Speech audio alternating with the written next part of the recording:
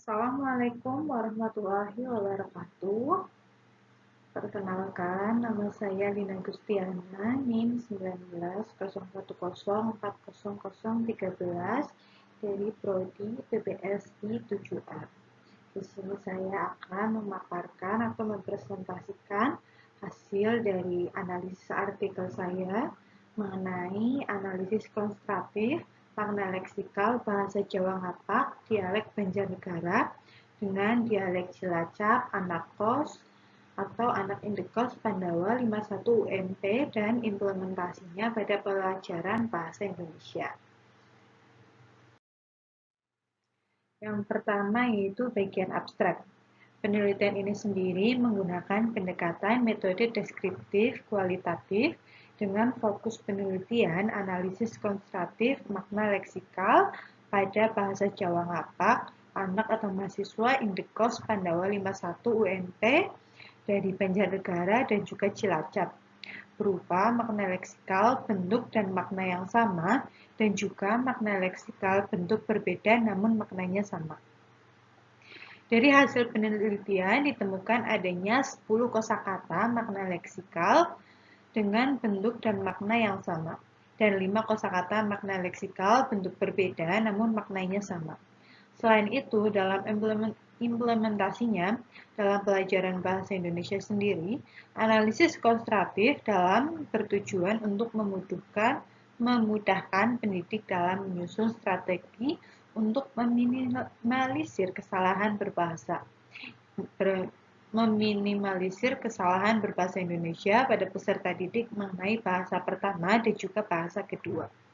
Kata kuncinya yaitu yang pertama adalah analisis konstruktif, makna leksikal, bahasa Jawa Ngapak, dialek Banjarnegara, dan juga dialek Cilacap. Pada bagian pendahuluan, yaitu salah satu bahasa daerah yang digunakan di Indonesia sendiri, diantaranya yaitu adalah bahasa Jawa. Bahasa Jawa juga terdiri menjadi beberapa dialek, diantaranya yaitu di Pekalongan, Banyumas, Surabaya, Yogyakarta, dan juga dialek Jawa yang lainnya. Dalam penelitian ini, penelitian akan berfokus pada analisis konstruktif B1 bahasa Jawa Ngapak Banjarnegara dan B2 bahasa Jawa Ngapak Cilacap dari para anak kos Pandawa 51 UMP. Analisis konstruktif sendiri merupakan salah satu bagian dari analisis kesalahan.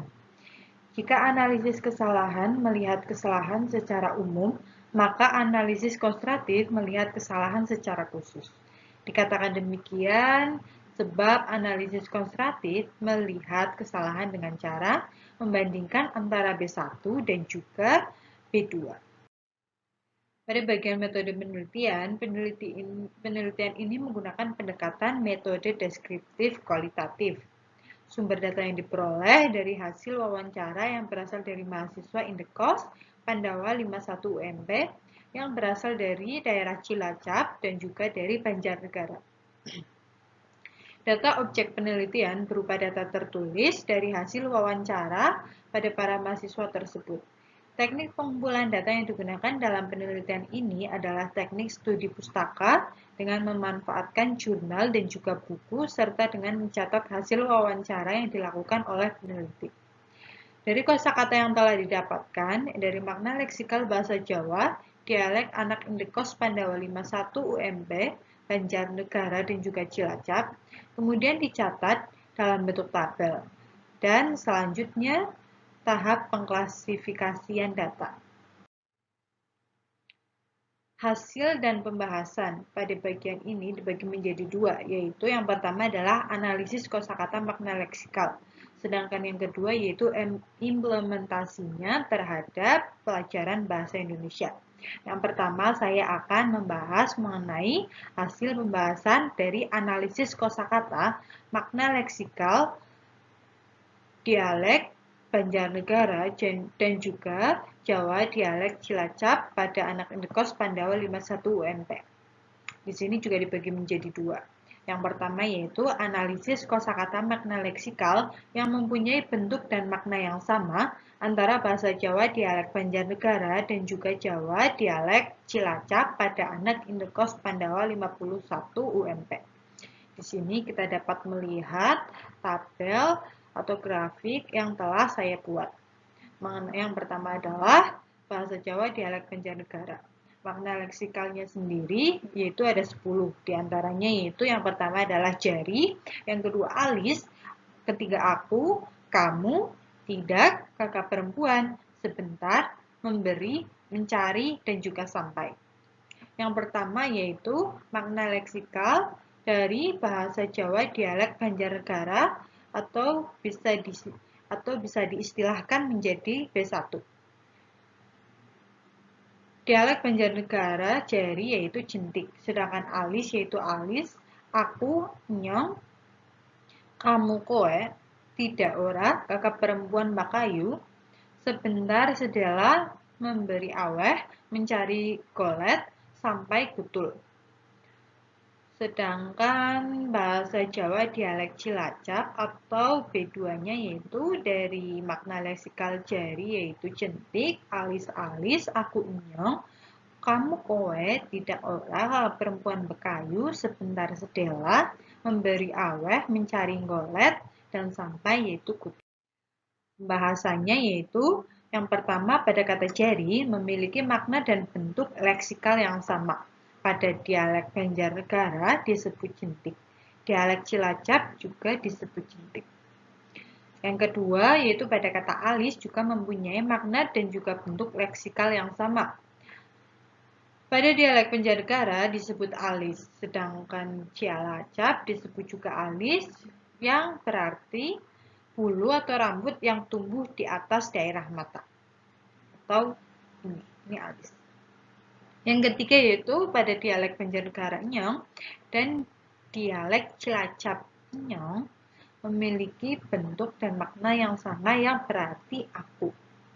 Yang keempat adalah pada dialek Banjarnegara kowe dan juga dialek Cilacap kowe memiliki bentuk dan makna yang sama yaitu kamu. Yang kelima adalah pada dialek Banjarnegara ora dan dialek Cilacap juga ora memiliki makna dan bentuk yang sama yang berarti tidak. Di sini yaitu selanjutnya adalah nomor 6. Pada kata kakak perempuan untuk dialek Banjarnegara dan Cilacap memiliki bentuk dan makna yang sama atau serupa yaitu yang berarti mbak kayu. Yang keenam kata sebentar dalam dialek Banjarnegara dan juga Cilacap yaitu sedela menggunakan fonem konsonan hambat apikodental bersuara D sehingga mempunyai makna dan bentuk yang sama. Yang ketujuh yaitu kata aweh pada dialek Banjarnegara dan juga Cilacap mempunyai bentuk dan makna yang sama yang berarti memberi. Kata golet pada dialek Banjarnegara dan juga Cilacap mempunyai bentuk yang sama yaitu berarti mencari. Dan yang terakhir adalah kata gutul pada dialek Banjarnegara dan juga Cilacap mempunyai bentuk yang sama yang berarti sampai. Yang kedua adalah analisis kosakata makna leksikal yang mempunyai bentuk berbeda namun maknanya tidak sama. Antara bahasa Jawa dialek Banjarnegara dan juga Jawa dialek Cilacap pada anak Indekos Pandawa 51 UMP. Makna leksikal yang ditemukan yaitu yang pertama adalah lantai, yang kedua dapur, yang ketiga lapar, terus ubi jalar dan juga ubi kayu. Bahasa Jawa dialek Banjarnegara itu B1-nya, lantai berarti jogan, dapur berarti pawon, lapar dialeknya yaitu ngelih, ubi jalar dialeknya muntul, dan ubi kayu yaitu tela. Sedangkan bahasa Jawa dialek Cilacap atau B2-nya yaitu lantai dalam dialek Cilacap disebut sebagai plester. Dapur berarti pedangan, lapar kencot, ubi jalar kulit, dan ubi kayu putih. Pembahasannya yaitu yang pertama, pada kata lantai memiliki ragam bahasa. Pada dialek Banjarnegara disebut jogan, dialek Cilacap disebut plester. Kedua dialek tersebut dalam kajian semantik termasuk sinonim karena memiliki makna leksikal yang sama walaupun katanya berbeda. Yang kedua yaitu pada kata dapur memiliki ragam bahasa. Pada dialek Banjarnegara disebut sebagai pawon, dialek Cilacap disebut pedangan. Kedua dialek tersebut dalam kajian semantik juga termasuk sinonim karena mempunyai makna leksikal yang sama walaupun katanya berbeda. Yang ketiga yaitu pada kata lapar. Pada dialek Banjarnegara disebut ngelih, sedangkan dialek Cilacap disebut kencot. Kedua dialek tersebut dalam kajian semantik termasuk sinonim karena mempunyai makna yang sama dan bentuk yang berbeda. Yang keempat, kata ubi jalar. Pada dialek Banjarnegara disebut muntul, sedangkan Cilacap disebut bolet. Kedua dialek tersebut juga termasuk ke dalam kajian semantik, termasuk sinonim. Karena mempunyai makna leksikal yang sama juga, dan tetapi mempunyai bentuk yang berbeda. Dan yang terakhir yaitu ubi kayu. Pada dialek Banjarnegara disebut tewas, sedangkan dialek Cilacap disebut budin. Kedua dialek ini juga termasuk ke dalam kajian semantik, termasuk sinonim karena mempunyai makna leksikal yang sama walaupun bentuk berbeda. Pada bagian kedua dari hasil pembahasan ini yaitu mengenai implementasi pada mata pelajaran bahasa Indonesia. Pada dasarnya, analisis konstruktif berimplikasi dengan para guru. Dikarenakan analisis ini berperan sebagai landasan pemikiran bagi para pengajar dalam mengambil langkah dan kebijakan menyangkut metode pengajaran dan juga strateginya. Selain itu, analisis konstruktif juga berimplikasi dengan silabus dan materi pelajaran.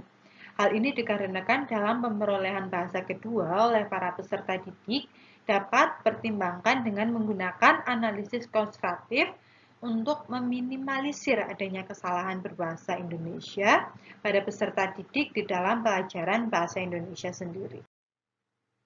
Sebagai fasilitator yang baik, seorang guru harus peduli terhadap gangguan-gangguan yang bisa menghambat keberhasilan tugas yang menjadi tanggung jawabnya. Mengingat latar belakang budaya bangsa yang menunjukkan keragaman bahasa daerah, maka salah satu bentuk kepedulian guru adalah dengan mencermati gangguan-gangguan yang bersifat negatif akibat pengaruh dari bahasa daerah siswa, baik itu dari segi fonologi, morfologi, maupun sintaksis. Sehingga dari analisis konstruktif, maka makna leksikal bahasa Jawa, ngapak, dialek Banjarnegara, dan juga ngapak dialek Cilacap yang telah dipaparkan di atas diharapkan dapat membantu guru dalam memberikan solusi terhadap permasalahan mengenai gangguan berbahasa Indonesia karena pengaruh dari bahasa daerah. Sehingga penelitian yang telah dilakukan oleh saya atau peneliti dapat diatasi dengan menggunakan analisis konstruktif sendiri. Guru dapat menilai contoh atau mengetahui bagaimana contoh menggunakan analisis konstruktif untuk mencermati gangguan dari kesalahan berbahasa oleh para siswa.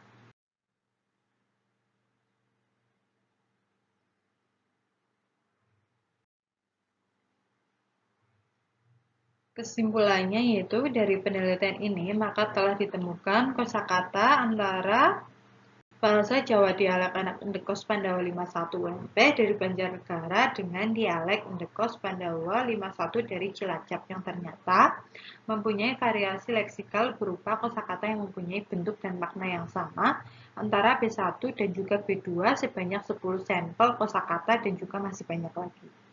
Serta kosakata yang mempunyai bentuk berbeda namun maknanya sama antara B1 dengan B2 sebanyak 5 sampel kosakata. Implementasi analisis konstruktif dalam pelajaran bahasa Indonesia yaitu dapat memudahkan peserta didik atau dapat memudahkan pendidik dalam menyusun strategi terhadap permasalahan seperti gangguan berbahasa Indonesia karena pengaruh daerah dengan diatasi menggunakan analisis konstruktif.